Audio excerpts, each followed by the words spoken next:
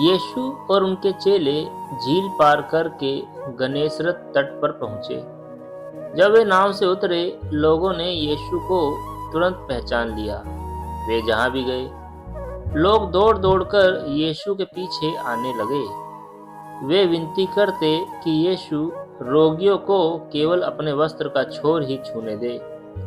जितनों ने यीशु को स्पर्श किया, वे सब चंगे हो गए।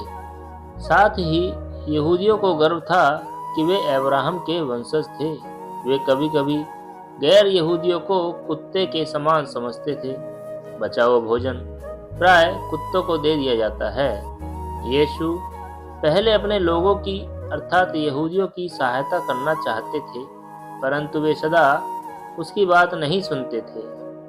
इसलिए यीशु कभी-कभी फिलिस्तीन देश के उस भाग में चले जाते थे जहां यहूदी नहीं रहते थे। इस कहानी में एक गैर यहूदी स्त्री का वर्णन है। यीशु ने उसकी विनती का जो उत्तर दिया, वह केवल उसे परखने के लिए था। एक दिन यीशु सूर नगर के निकट एक गांव में गए। वे भीड़ से दूर रहना चाहते थे, इसलिए वे एक घर के भीतर गए, परंतु शीघ्र ही एक स्त्री ने उनके बारे में सुना। वह आई और यीशु के पैरों पर गिर पड़ी। उसकी बेटी में एक अशुद्ध आत्मा थी। वह स्त्री यहूदी नहीं थी।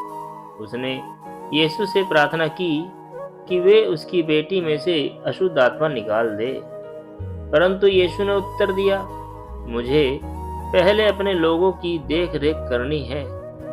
यह ठीक नहीं है कि बच्चों का भोजन लेकर कुत्तों के आगे फेंक दिया जाए। स्त्री ने कहा, श्रीमान, कुत्ते भी तो मेज के नीचे से बच्चों की झूठन खाते हैं। यीशु ने उस स्त्री से कहा, इसी उत्तर के कारण तू घर लौट जा। अशुद्ध आत्मा तेरी बेटी से निकल गई है। वह घर गई और उसने बेटी को पलंग पर लेटे देखा। अशुद्ध आत्मा उसमें से निकल गई थी।